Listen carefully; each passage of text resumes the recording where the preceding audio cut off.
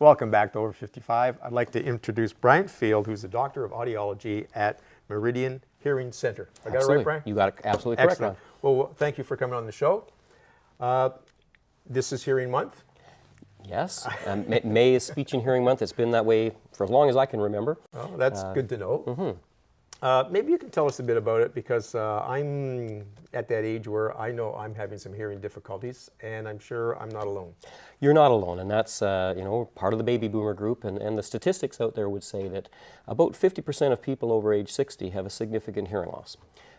People don't usually do something about it till a while after that. The sort of average age for people beginning to use hearing aids is about 67 or 68, right in that neighborhood. Is it really? And again, the research would show that the length of time between when someone first seeks help for their hearing before they finally do something about it is about 7 years.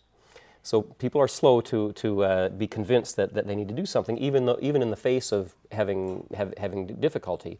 Their family's complaining, or they're noticing that they don't hear so well when they're out at a party or a restaurant. And so it's a slow, gradual, insidious thing for most people. Okay, so it's not just us guys ignoring our wives. Not just guys ignoring wives. So we have an excuse. Yes, that's true. That's a good part. Hearing, and also, as well as just our hearing going, unfortunately, our processing slows down a bit as we get older as well. So we've got both things fighting against us. So is it that we just sort of had a tendency where we need glasses, we get glasses because we can't see the function. So if we think we can hear a bit, that's good enough until it gets to the point? That tends to be what happens. It'll get to some tipping point at some point where either the family says, "Dad, go do something. We can't stay on the TV this loud," or a particular instance will make you say, "You know what? I really am missing things. I've got to do something about this." Now they can come to your facility and get hearing tests. Absolutely. Yeah, that's my job as an audiologist. Primarily is to do the diagnostic work. So we assess the hearing, find out exactly what's going on. If it's something that requires medical intervention, if it's due to a disease process that's going on, then we would make the appropriate referral to an ear, nose, and throat surgeon or back to your family physician, whatever would be the appropriate thing. If it's not that, and in 90% of the cases it's not something that's medically treatable, then we would look at appropriate ways to handle that, whether it's with a specific device. If your issue is you just have trouble hearing on the telephone, we might use just a device for your phone, or we might use a more generalized device like a hearing aid. And we've got some pretty sophisticated devices out there now. Yeah, now I saw some of these, I'm going to call them almost toys, because they're like micro. They are, well, some of them are micro, and some of them have some really interesting connectivity features. And one of the things, the direction, all hearing aids are digital devices now. They all have little computers built inside of them. So everything is done in a digital format, which means we can do something called digital signal processing, which helps us to hear in noise better than we ever could before with hearing aids. Never as good as our own ears, but much better. But this is a really tiny one from one of the manufacturers. It's called a deep fitting, completely in the canal hearing aid. And this was built to fit my ear, so I'm just going to put it in place so you can see what it looks like. But the thing about this is, when it's in place, it's right out of sight. I don't know whether that can get zoomed in on there or not. It's really tiny. But it's tiny. It fits right out of sight. No one would see that it's there. And it has a few acoustic advantages as well as just cosmetic. Because it's deep in the canal, it helps to avoid something called the occlusion effect. And that's something you feel when you put earphones in. Your own voice sounds loud inside your own head. It helps to reduce that. It reduces wind noise. Whenever wind blows past a microphone, it makes noise. It's well protected from that. So some really good advantages. Disadvantages is it's tiny. So if you have trouble with arthritis or with poor dexterity, it can be too tiny to operate. And as well, it's dependent on your ear size. Not all ears are big enough, or some are too crooked. We just can't build it for everybody. Okay, so you actually mold it to the ear canal. And we have to take an impression. It has to be built to fit the individual. And it's also dependent on the hearing loss as well. It's not designed for every type of hearing loss. But that's one nice and that amazes me, and I don't know if people can see it, but I mean, I thought this was an aerial right here, if you can see this, but it's actually to pull it out of your ear because it's so small. It's so deep in your ear you couldn't get a hold of it. The other thing that's happening out there, and I'll just show you, a couple of different manufacturers are making devices like this. This is a type of device that fits over your ear and fits in like this. So again, when it's in place, there's not much to see, but it's designed for the typical aging type of hearing loss where we maintain our hearing in the low bass tones but lose the high pitches. This is designed to just amplify the ones we don't hear well and leave the other ones alone and not plug your ear. But the nice thing is, these companies have been able to build wireless receiving technology right inside the hearing aid. So we can have a device that you wear in your ear, and you can, I think I've got it in my pocket here still, a little phone clip that clips on to your tie or your shirt like this, and this is all connected to your BlackBerry or your cell phone. So when your phone rings, you'll hear it ringing in your hearing aids.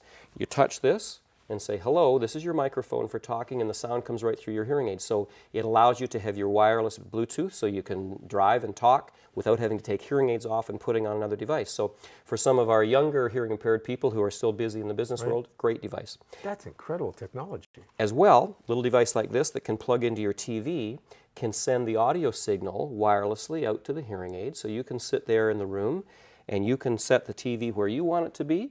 Your family can set it where they want it to be. Everybody's happy. They can all watch the TV together at the same time. So some really nice things are happening as wireless technology is shrinking and the computer technology is shrinking. It allows us to use remote controls. With that wireless technology, it can give you a little remote microphone that looks like this. So if you go to a meeting and you're having trouble because of all the noise around, you can ask the speaker to wear this, and it will transmit the signal right to your hearing aids wirelessly. So lots of neat things happening with hearing aids. I don't know. I mean, unless you have hearing issues and you come back after 7 years, I don't think a lot of us really stay tuned to how this technology just is zooming. And you're right, and that's my job. That's my job, to know who's building what and what's a good product and what has an application to my patients and who's it the right thing for and who's it not the right thing for. So part of our assessment is looking at things like I mentioned, dexterity and your vision. If you have poor vision, we've got to use a hearing aid that you can see or work with. Right. So all those things have to be looked at when we're deciding what would be the best product for an individual. Yeah, and it's to the point where so rather than wait the 7 years till you're almost stone deaf or you're causing aggravation in your family, start to see this, because I think people just thought they were going to have a hearing aid to hear something. But when you start talking about, a lot of people spend time watching television, and this is a great feature because it isolates it to that person, and then they can hear it, and it's not driving everybody else crazy. Yeah. Really some nice things happening with that. And the technology is one thing. So it's very important to have a proper assessment as well. They have to work in connection with each other. Yeah, because you're not going to try to go to some place that you see it advertised in the back of the TV guide, buy the hearing aid for $19.95. I'm sure it'll be great. Yeah, you want to watch out for those for sure. They're not the ones you should follow. Now, we spoke earlier, you and I, before the show, on a tinnitus? Yeah. Tinnitus or tinnitus, it can be pronounced either way. Is there help for people out there? Because it seems to be coming more and more. Maybe I'm knowing older people, but it seems to be coming more. It's pretty common. In fact, it's very common, and it's not uncommon at all to have tinnitus along with hearing loss. That's where it comes from, as the ear is damaged either through aging or through noise exposure or other disease courses. It can send off this errant signal that our brain recognizes as this noise. And we can't really make it go away as a rule, although it can be made worse if you're overtired, if you're under stress, if you've got temporomandibular joint dysfunction. All those things can either create it or make it worse. So we rule out those things first, deal with those if we need to. If you've got a bad neck, we'll get that looked after. But if it turns out that it's just due to the hearing loss, one of the things we can do is actually often fit people with a mild gain hearing aid, because usually there's some hearing loss present. The hearing aid makes the world around us more audible. It makes the tinnitus less audible, because what we're really aiming to do is to teach our brain to pay no attention to it. Just like you get used to the sounds around you in your home and you don't hear the grandfather clock anymore. Even though it's ticking, your brain is ignoring it, and that's what we want to do with tinnitus. Brian, thank you for coming on. It's a great subject. I'm glad we got to talk, because I've learned a lot, and I might be paying you a visit very shortly. My pleasure. Thanks for coming on, Brian. Thank you very much. We look forward to seeing you. And our on location today is with Tara Robbins of Just Sweat It.